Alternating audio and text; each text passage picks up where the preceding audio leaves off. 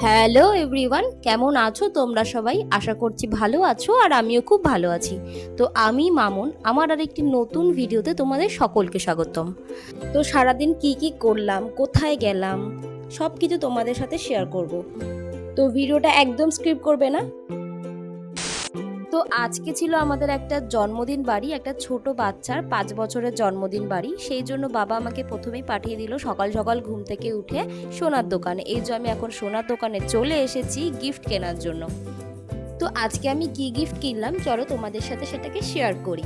তো আজকে গেছিলাম আমি সন্ধ্যা জুয়েলার্সে গেছিলাম, আর তখন আঙ্কেল আমাকে, মানে সন্ধ্যা জুয়েলার্সের আঙ্কেল আমাকে এই ব্যাগটা আর ক্যালেন্ডার দিয়েছিল। যেহেতু আমরা পয়লা বৈশাখের দিন যাইনি ওই দোকানে, সেই জন্য সেদিনকার দিয়ে দিয়েছিল, আর মিষ্টি ছিল না বলে দেয়নি। তো আমি গিয়ে তো একটা রূপোর চেন নিয়েছি। তো এই দেখো সেই চেনটা।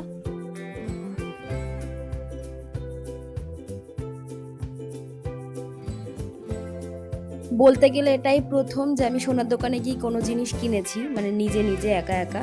তো আমার কোনো দিন এতটাও সাহস হয়নি সোনার দোকানে গিয়ে নিজে নিজে কিছু একটা কিনে নিয়ে আসবো। বাবা যে আমার উপর ভরসা করেছে, এটাই আমার কাছে অনেক বড়।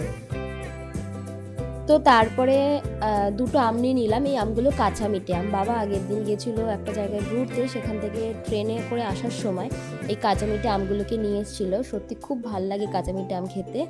তো এই দেখো, আর আমি না মানি প্ল্যান্ট গাছ লাগিয়েছি, সত্যি একটা খুবই পজিটিভ ভাইব দেয়। তো আমি কাঁচা মিঠে আমগুলোকে সুন্দর করে কেটে, যে বিট নুনও দিয়েছিল কাঁচা মিঠে আমের সঙ্গে, তখন খাবো। খুবই টেস্টি লাগে আমার কাঁচা মিঠে আম খেতে, যদিও একটু পানসা পানসা হয়, তবুও আমার খুবই ভালো লাগে। দেন মাঝখানে তো খাওয়া দাওয়া করে একটুখানি ঘুম ঠুম দিয়ে নিয়েছি। তারপরে রাত্রেবেলায় এই যে আমি এখন রেডি হতে বলেছি, গেট রেডি উইথ মি করবো বলে একটু। তো আমি আজকে এই জামাটা পরেছি। এই জামাটা আমি দুর্গাপুজোর সময় নিয়েছিলাম। ফার্স্টেই মেকআপ করার আগে, মেকআপ আমি করিনি যদিও, শুধু এই অ্যালোভেরা জেল টাইপস ময়শ্চারাইজারটা লাগিয়েছি, কাজল, মাস্কারা, লিপস্টিক আর একটা টিপ পরে আমি রেডি। তো কেমন লাগছে আমাকে অবশ্যই জানিও। যদিও একটা মিনি ব্লগ আমি শেয়ার করেছিলাম সেখানে। আর আমি কি পরিমাণে বকবক করতে পারি, আমি শুধু এই ভিডিওটা দেখে পরে দেখছি যে আমি এত বকবক করেছি এই ভিডিওটাতে, মানে কি বলবো, পাগলের মতন বকবক করে গেছি। তো চলো, ভিডিও করতে করতে তো আমার অনেকটাই লেট হয়ে গেছিলো। বাবা তো আগেই চলে গেছিলো, আমি আর ভাই পরে গেছি। তো আমরা এখন জন্মদিন বাড়ির একদম সামনে চলে এসেছি। এই যে কত সুন্দর বেলুন দিয়ে গেট করেছে, তারপরে কত সুন্দর লাইটিং করেছে, খুবই সুন্দর লাগছিল। আর আমি ভালো ভালো কয়েকটা ফটোও তুলে নিয়েছি। তো এইখানে আমার একটা ভাইকে দেখতে পেয়ে গেছিলাম, ভাই আমাকে কয়েকটা ভিডিও করে দিল, খুবই ভাল লাগলো। আর এই যে সেই ভাইটা, এটা সনাতন, ছোটোবেলা থেকে আমরা সবাই একসাথে বড় হয়েছি, আর এখানে ওর সাথে দেখা হয়ে গেল। তো চলো এবার আমরা ভেতরের দিকে যাই। ভেতরটা কিরকম কি করেছে না করেছে সবটাই তোমাদের সাথে শেয়ার করব। আর বাচ্চাটার নাম হলো রুহি, খুবই কিউট একটা বেবি। দেন আমরা পকোড়া চলে আসলাম, এটা আজকে ভেজ পকোড়া ছিল। আর এই যে আমি আমার বাবার কাছ থেকে একটু ভিডিও করিলাম। আর এইটা হচ্ছে কানাই কাকা, এনারই নাতনির আজকে বার্থডে। তো আমি বললাম যে তোমরা একটু দাঁড়াও, আমি তোমাদের একটু ভিডিও করে নিই, আমার ব্লগে চলে আসবে তোমরা। তো আমাকে কানাই কাকা বলছে যে দাঁড়াবো না, আমি একটু খাই, সেটার ভিডিও কর। তো আমি ওদের কথা মেনেই আমি ভিডিও করে নিলাম। এই যে বাবাও একটু খেয়ে নিল, সেটারও ভিডিও করে নিলাম। আর এই যে এখানে চিকেন না সরি ভেজ পকোড়া, আর হচ্ছে গিয়ে কফি করেছিল, আর ফুচকা করেছিল। ভাই আমি কিচ্ছু খেতে পারিনি, মানে ফুচকাও না, খুব একটা কফি তো খাইনি, খুব একটা পকোড়াও খাইনি, একটা দুটো খেয়েছি। আমি জানি না কেন, হয়তো আমার সাথে এটা একার হয় বা আমি কি জানি না, কিন্তু ব্যাপারটা হচ্ছে যে আমি কোনো অনুষ্ঠান বাড়িতে গিয়ে কিছু খেতে পারি না। আমি বাড়িতে বসে অনেক কিছু ভাবি যে আমি এটা খাবো, ওটা খাবো, সেটা খাবো, এই খেয়ে নেবো, ওই খেয়ে নেবো, একদম সব খেয়ে নেবো, কিন্তু আলটিমেটলি আমি কিচ্ছু খেতে পারি না।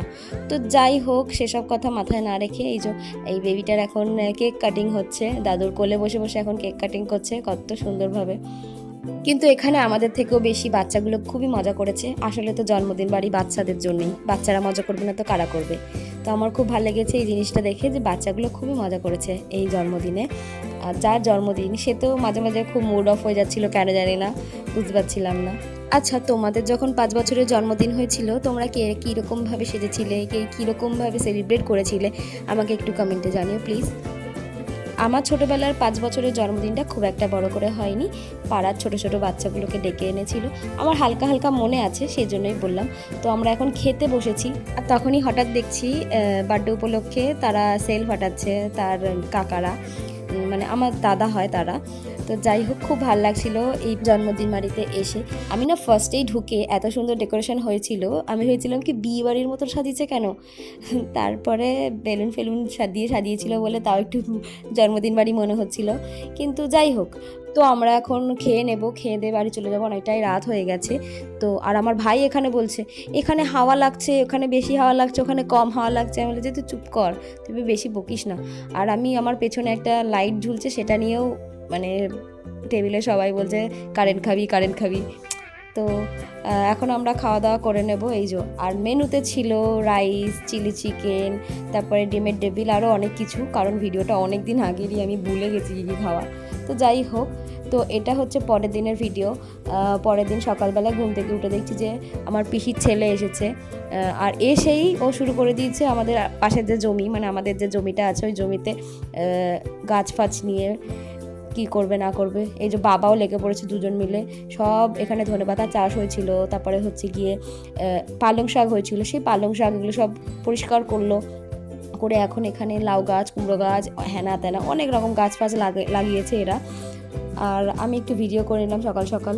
যে পেকে পেকে কত টমেটো পড়ে আছে, ভাবো এবারে না এত টমেটোর ফলন হয়েছে, প্রচুর টমেটো হয়েছে। আর এই যে ভাই এখানে কি গাছের বীজ লাগাচ্ছে আমি জানি না, এগুলো হলে হয়তো বুঝতে পারবো গাছ। আমি না প্রথমে গাছের বীজ, গাছের মানে চারা গাছ যেগুলোকে আমি গাছের বাচ্চা বলি, তো সেগুলোকে না আমি চিনতে পারি না, পরে যখন গাছ হয় তখন চিনতে পারি।